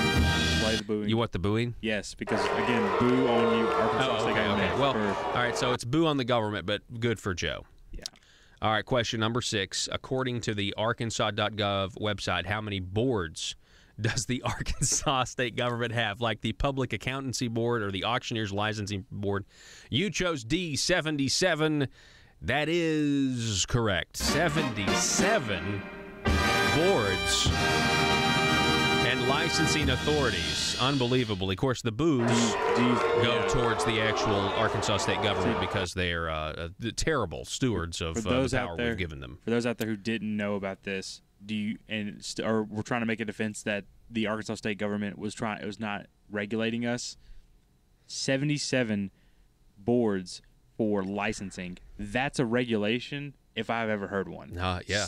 And it's just pretty the much fact of the number. Yeah. Yeah, 77, I like that, 77 licensing boards for different types of jobs for the most part. You know, why shouldn't they just go ahead and codify it? Like pass a law that says there must be 77. You know what I mean? But I like what you're saying. You're essentially looking at the fact that this is the state, and this is the squandering of an opportunity. Ace has been there for 3 years, and look at that number. That's insane. That's more than the state of New York. That's the statistic, Joe, that you've heard me say before. Yeah. We have more licensing boards than the state of New York. Okay, question number 7. I'm interested in this one. Is amazing. According to governing.com, how many full-time equivalent employees did Arkansas state government have in 2014? You went with a high number. The correct answer was, in fact, D, with 71,048.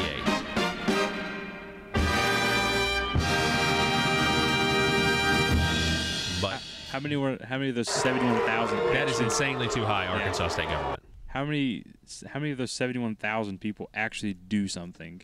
Well, that's a good question. How many of them get paid to just sit in a cubicle and look at files that mean nothing? There are hardworking government employees. We've talked to some of them. I have no doubt. Like Dan Sullivan, hardworking government employee. Well, when you look at, stuff like. I would say the $8,000 it takes per person to run the government, or almost $8,000 compared to the 5. You know, I'm surprised those numbers. Whenever this question came up, I was trying to do the math in my head, kind of guesstimating, because I was like, the number. It was like $8,000 per person, and there's like 3 million people in Arkansas. Yeah, it's like how many people would that be? How many can I I see. I can't do math like that in my head. I didn't get a number in my head. It was too many zeros. So that was the last question, right? And you got that right. Yeah. So how many questions did you get right out of the 7? 2, 3? You got 3 out of 7? Well, okay, so darn it.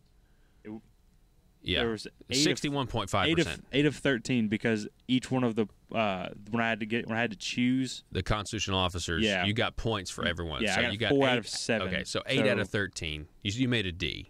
Yeah. All right. So I'm sorry to do this to you, Joe, but I mean, you got a D. Hey, the good news is that you now know. You know? All right, folks, that about does it. That's knowledge is power. Conduit for Action game show, the weekly game show where we go over this quiz, Government 101. Who knows what we're going to do next? Who knows how it's going to end? Thank you to our contestant, Joe. I'm sure next week we're interviewing another contestant named Joseph. I'm your host, Paul Harrell, and we'll be back in just a moment.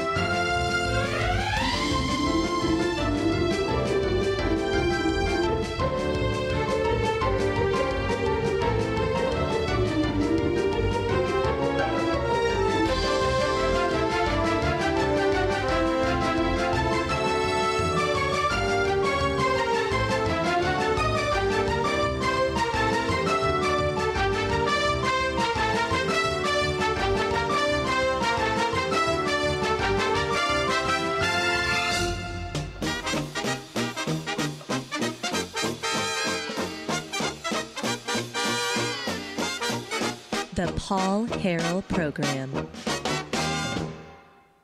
This is State Representative Dan Sullivan with a Liberty Moment. If all men are created equal, that's final. If they are endowed by their Creator with inalienable rights, that's final. If governments derive their just powers from the consent of the governed, that's final. No advance, no progress can be made beyond these propositions. If anyone wishes to deny their truth or their soundness, the only direction in which he can proceed historically is not forward but backward, toward the time when there was no equality, no rights of the individual, and no rule by the people. Paid for by Sullivan for Arkansas.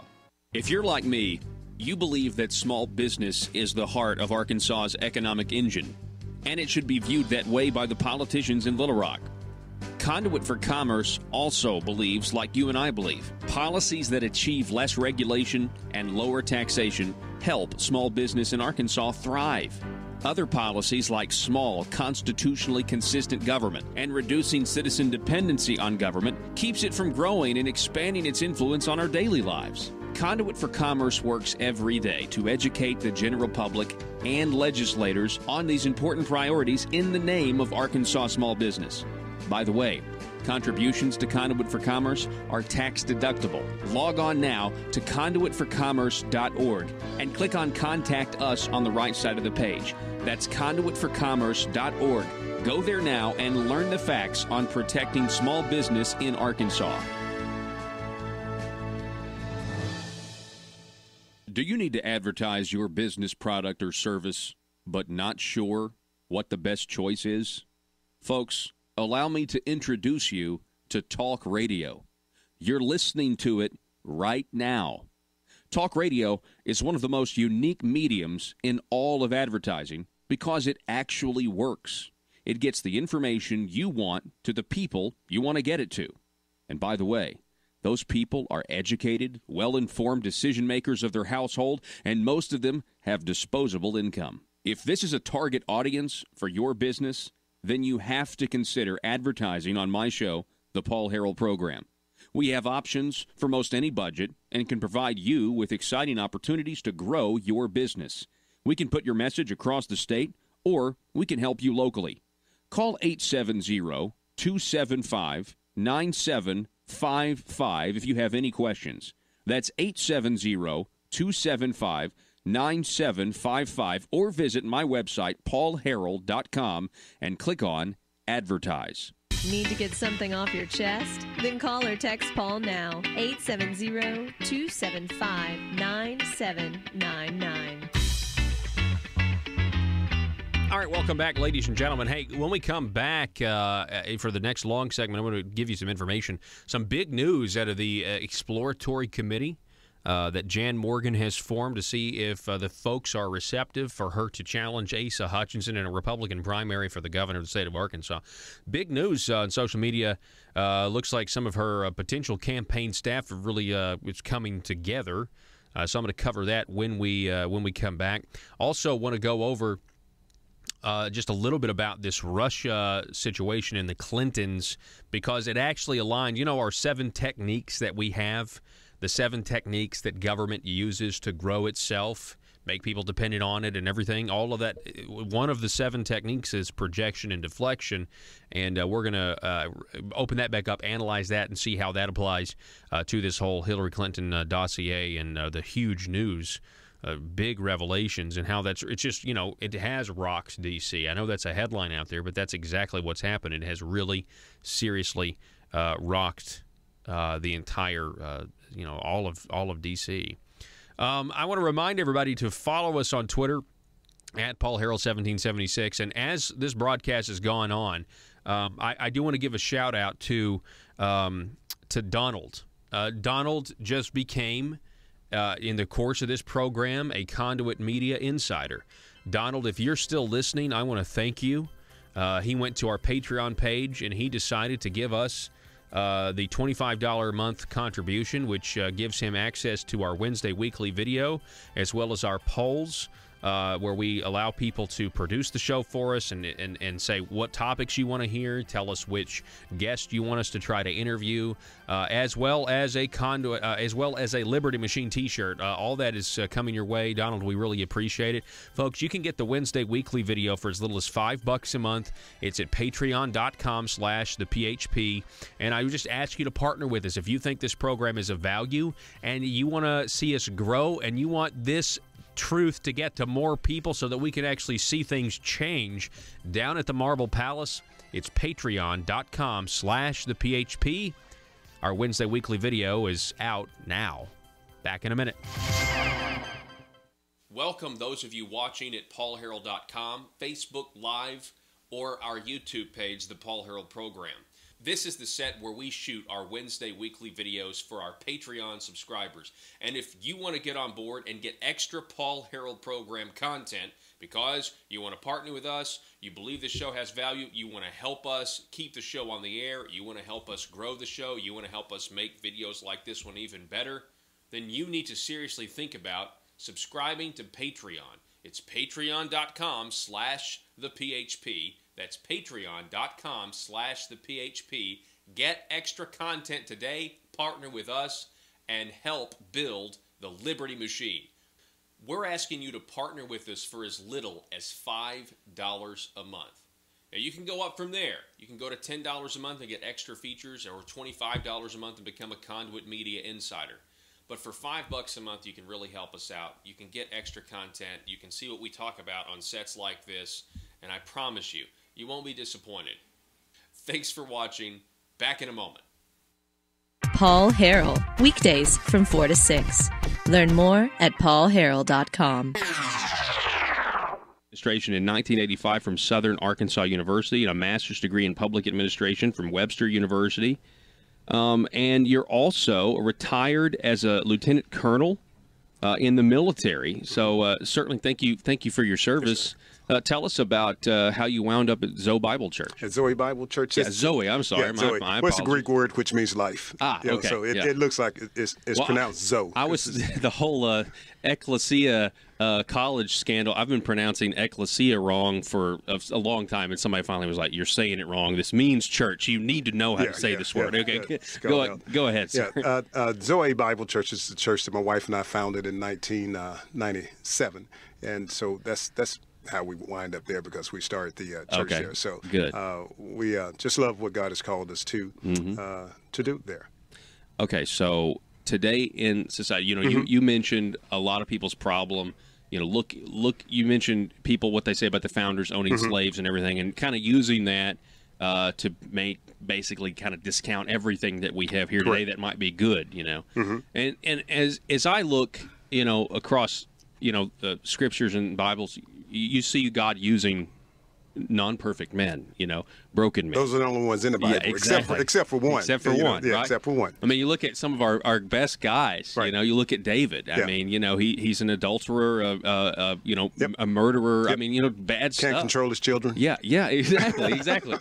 And so, and this is lost on our generation, where they look back in America and they see all that we have today, and they can recognize injustice. They can recognize slavery, okay? Right. They can recognize an injustice like, even if we take all the history books that the liberals write about, Columbus and everything that happened, and they can't reconcile it, though. Right. Now, and correct me if I'm wrong, because I really think this is the problem, is they can recognize injustice.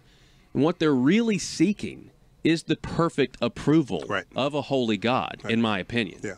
But they're trying to right the wrongs of history by editing it, getting rid of statues, in an effort to reconcile themselves. Feel free to jump in. Going back to the founders, again, our school systems have failed our students. For the most part, our public school systems have failed them. Because if you understand history in the context of what we're talking about, the United States of America, when I talk to people and I say, well, how long was slavery in America? A lot of times people say 400 years or 200, 300 years. I said, no, it was in America, in the United States of America for only 87 years. Because You're listening to the intersection of conservative ideas and reality, the Paul Harrell Program.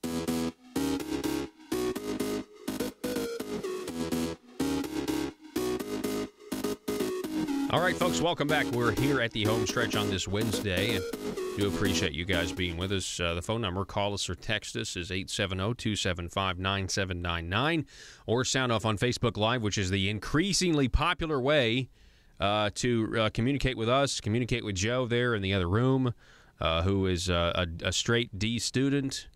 So that's what's going on. Sorry. No, he's not a straight D student. He's not a D student. He just had made one D. Just made one D. In one class every semester for his class. Oh, all right, no, come on. Again, confession's good for the soul, bad for the reputations. What are you saying? You saying you were a D student? No, you said that you said he's not a D student. He's made one D, and then I responded with in one class every semester of every year of college. Hey, I mean, it is what it is. Confession, good for the soul, bad for the reputation. All right, let's see here. What do we have? We've got Levita in Randolph County writing that from Pocahontas. She says, I'm from Pocahontas, and our sheriff went and got a permit at a local instructor, put it on Facebook showing his target he shot. So our sheriff supports concealed handgun carry. Well, no, here's the thing. This is kind of back from last hour. The concealed handgun carry licensing laws, I mean, as much as they are duping people into thinking that you have to have the permission slip, I still have my license because I mean, for the time being, and I know you can get one in Arizona, but for the time being, I enjoy the reciprocity of when I go into another state, another sovereign state that they'll recognize. And that's why the Arkansas State Police shouldn't be worried about losing revenue when people figure out the truth. FYI. Somebody writes, maybe Jan can clear up the governor's stance on constitutional carry since he's decided to go to the Mississippi County Committee meeting. That's Rick in Marion County. So here's an update on that. Rick, we appreciate you listening. As far as governor coming to the Mississippi County dinner, I don't have that one. That's not 100%. I know. He's bought a table, and there are people that don't know what he's going to do with that table. Is he going to send spies? Is he going to send a table of Doug Smiths? Who knows? Will it actually be Asa? I don't know. I'm sure we'll find out. But I guess the last I heard last night was he's bought a table. What is he going to do with it? Is he officially coming? Somebody, if he is officially coming, and I've missed that that's official, I know he's bought a table at the Mississippi County event that Jan Morgan's going to be at as well. So we'll see. I would imagine, just based on what Asa is doing, he's going to show. I've got a theory he's going to show. Because you understand, you understand that I have a feeling if he doesn't show, that's fine, I guess. But he has every motivation to show, and I'll tell you why. And maybe if he shows, he'll know that it's gonna show that he's worried. But he is worried. Period. If he for some reason doesn't show, that doesn't mean he's not worried. Because listen. Mississippi County is a new Republican area. And a lot of times when areas are newly Republican, they are more susceptible to the groupthink because they have been beaten down for so long. And so, you can get co-opted very easily. The fact that the Mississippi County Republicans said, get away from me, Governor's henchman. Get away from me. I don't care what Asa says. I don't care what Doug Smith says. We're going to have Jan Morgan at our event regardless of what you think, is a huge shot across the bow of the Republican establishment here in Arkansas. He's got to attempt to get a leg up on his new opponent, possible new opponent. Possible, Joe. He's got to get. He's like I said, he has to attempt to get a leg up. If he can't get that leg up, who knows what will happen. Yeah, we'll see. And right now, I guarantee you there's advisors that just need to continue talking to Asa, just saying, hey, don't worry about it. This is no big deal. I hope, I guess that'll keep happening. Some of these folks think they're so far up on their high horse that they are insulated from the voters, and that's fine. So Jan Morgan posted this on Facebook. All right? Can we throw this up there for the folks there? Jan Morgan posted this on Facebook. You can see it on your screen. I am excited to announce the latest addition to the Jan Morgan for Governor campaign team. He is a warrior against the establishment.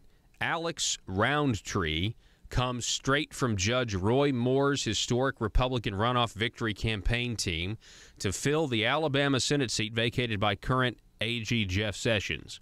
Alex is no stranger to Arkansas politics, having served multiple roles within the Republican Party of Arkansas, most recently as political director. Alex also worked in Iowa with Carly Fiorina during her bid for the 2016 GOP presidential nomination. On a personal level, Alex is a husband. His wife is an Arkansas native. He's a father. And like me, he's genetically conservative. Jan Morgan went on. He brings a lot of energy to the team and knows how to beat the establishment in their dirty political games. We are so excited that we could lure him away from Judge Roy Moore's team straight off a big victory. We will be introducing you to more members of our team as we move forward. Welcome aboard, Alex. And there is a photo there of Alex Roundtree. Now, if that name sounds familiar to you, it's because he came on my program right after Judge Roy Moore won. He is the former political director of the Republican Party of Arkansas. Now, in that interview, I asked Alex some pretty tough questions because I wanted to know how somebody who, like Alex Roundtree, I wanted to know how you go from working at the Republican Party of Arkansas that does everything it can to bow down and kiss Asa, to make sure everything's okay, to go to Roy Moore, who is not establishment, okay? Say what you want to. The Republican Party of Arkansas is establishment at this point, and they are controlling the narrative. And Alex left, and I asked him these tough questions, and you could tell. You go back and listen to the interview, you could tell that some of the stuff that was going on in the RPA was turning Alex Roundtree's stomach. And he had an opportunity to go help a real conservative in Alabama named Judge Roy Moore, and he did it. And, sometimes it's weird how these things work out. He leaves to go to Alabama to help Judge Roy Moore, and then you have, all of a sudden, Jan Morgan starts talking about possibly running for governor. And so he's coming back to the state of Arkansas to help Jan potentially save the state of Arkansas from liberal progressive policies. And I just want to say this is big news. I don't think how you got to think about this for a second. Can you imagine Governor Asa Hutchinson's face when he heard the news that his former political director at the RPA is now working for Jan Morgan? Think about that for a second. Joe, can you imagine? I mean, the growing list of things that are happening. And listen, it all started in my backyard. Whether you want to debate why or how Jan Morgan was disinvited from the Craighead County Republicans, their dinner, you can say whatever you want to about that. It may very well be the small stones that started an avalanche of grassroots conservatism and a resurgence of people who are saying, you know what, we have to have a viable alternative in a primary. Because what Asa has done, raising our taxes, attempting to raise our taxes more, spent $500 million in increases. He won't quit spending. He wants the positive publicity of meaningless tax cuts, but he spends more money. He hasn't shrunk the size of government. He'll shrink it in name only. He'll create, we've got government efficiency, and we want this, and we want that. But, ladies and gentlemen, this is not what the people were voting for reform, and we have not gotten the reform that we voted for.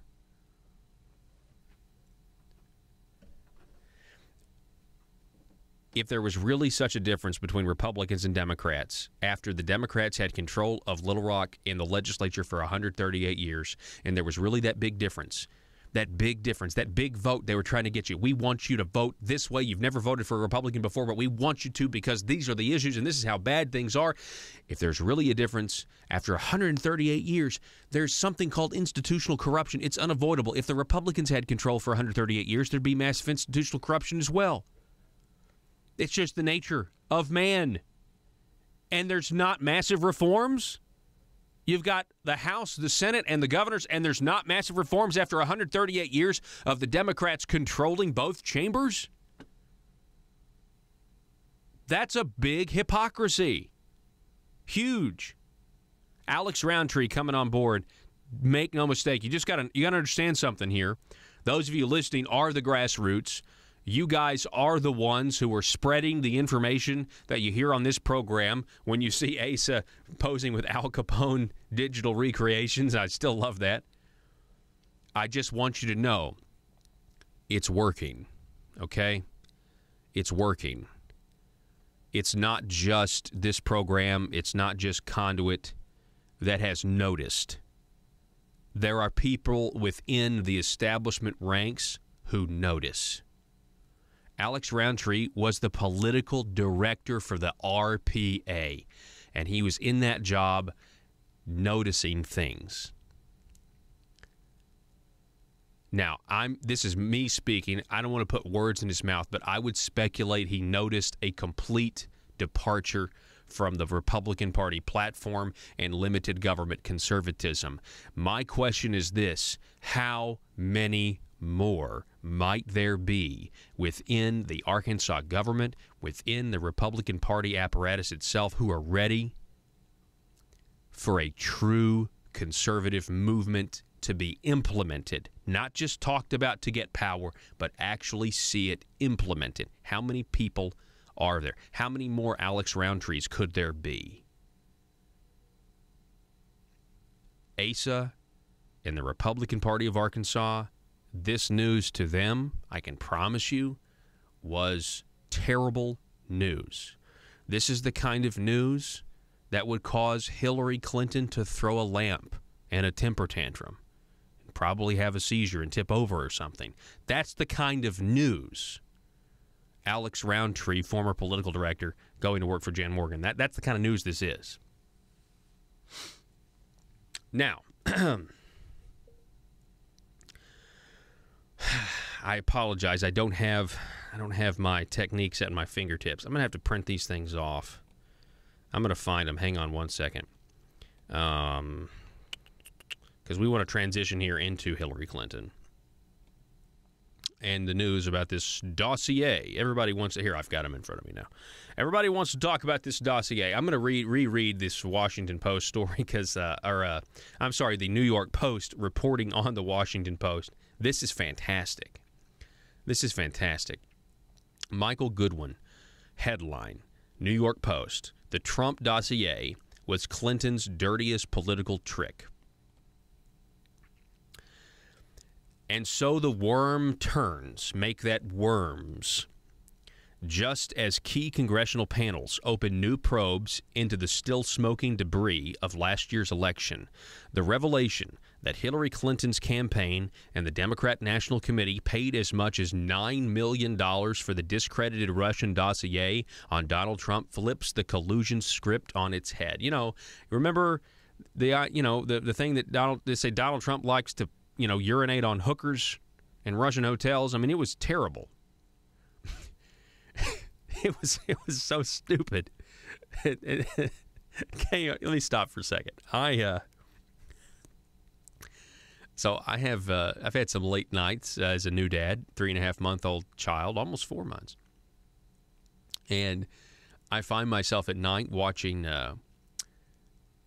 liberal news media reaction videos of Donald Trump's winning back on November the 4th. And I'm telling you, the election debris in describing this article, that's exactly what it is.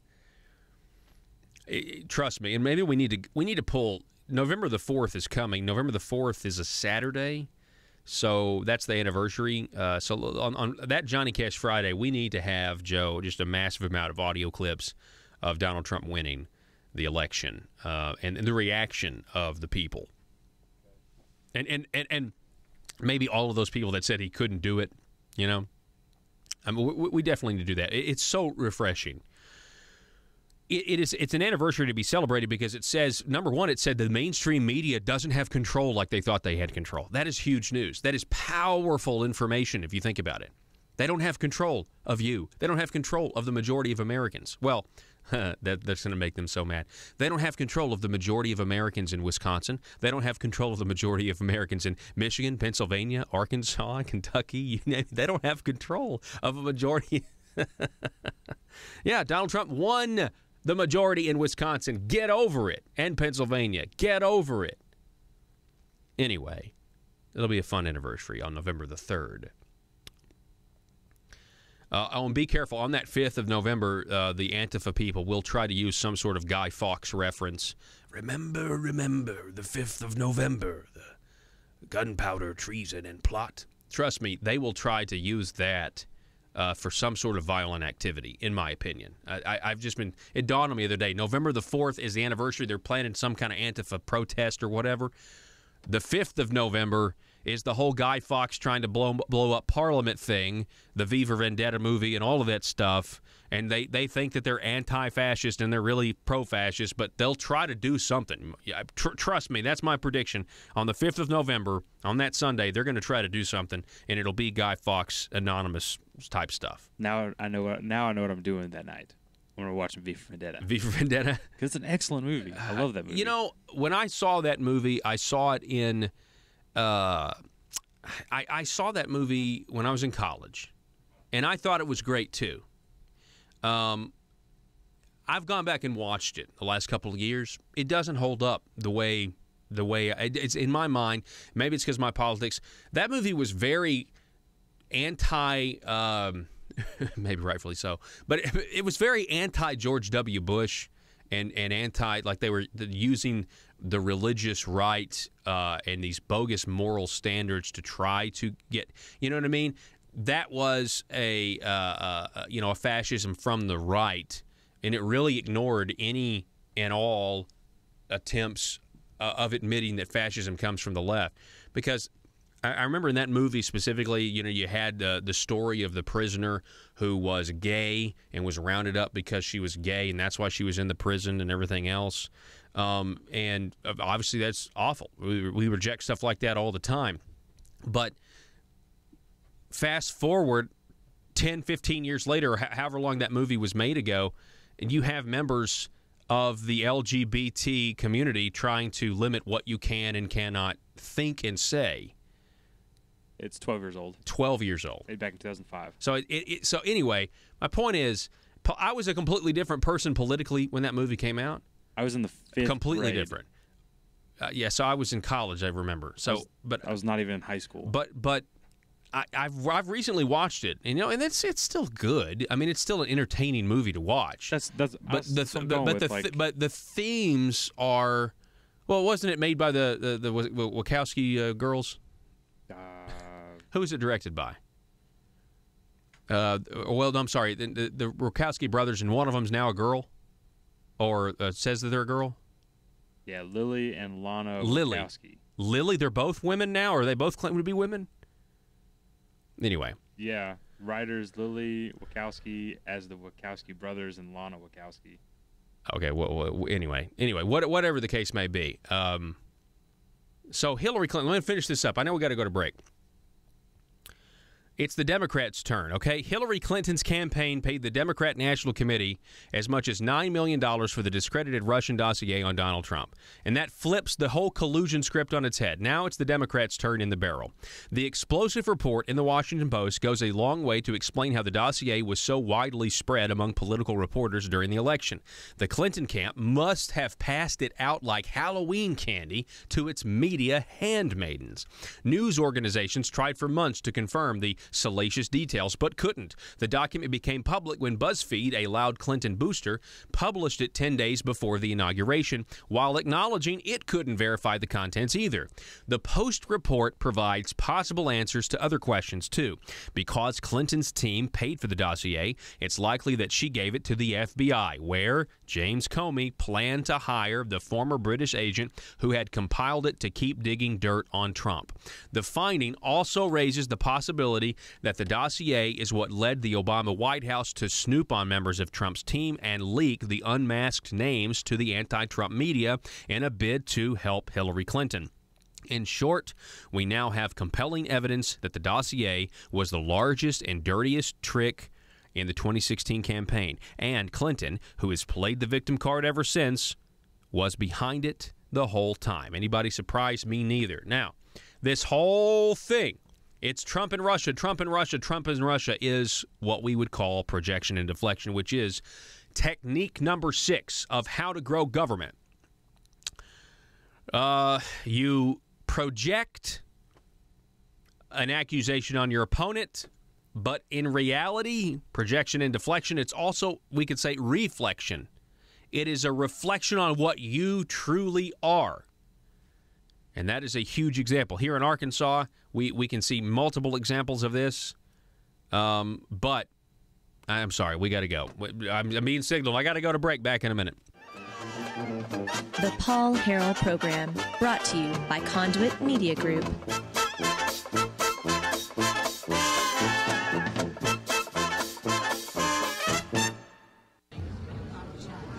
Order. In the name of public safety, order. This meeting of the Arkansas State Licensing Board governing state licensing boards is called to order in the name of public safety. What's on the agenda for the day?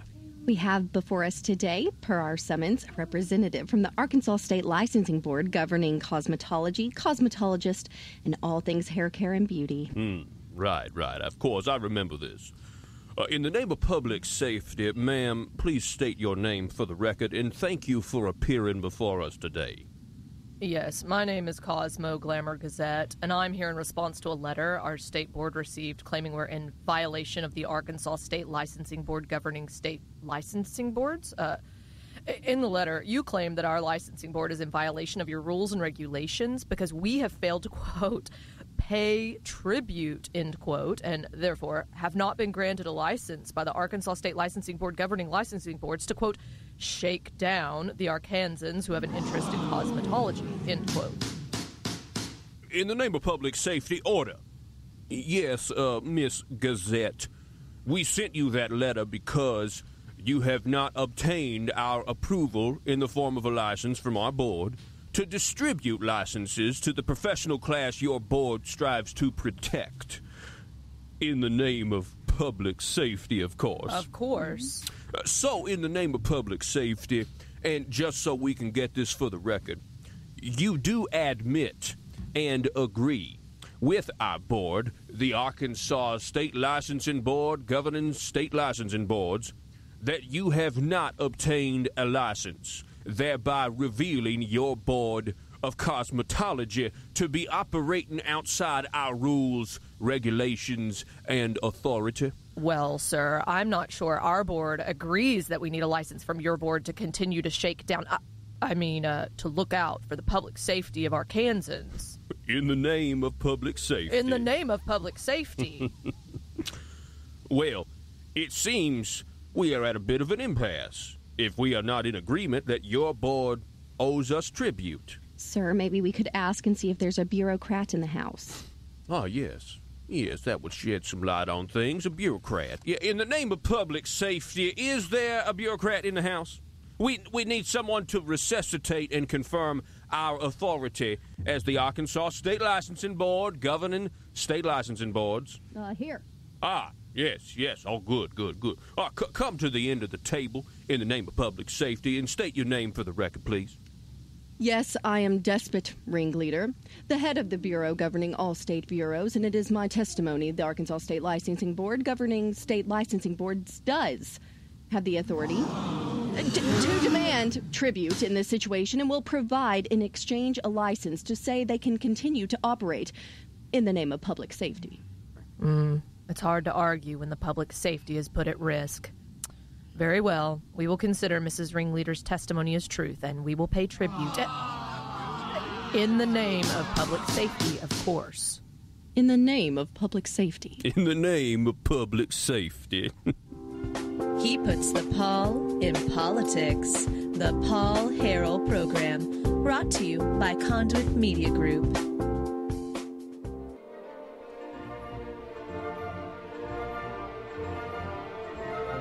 All right, that's all the time we have for today. We're wrapping the things up. We're going to be back here tomorrow, Thursday, for a brand new 2 hours of conservative talk. You don't want to miss it, folks. It's it's the best 2 hours you can get on Arkansas politics.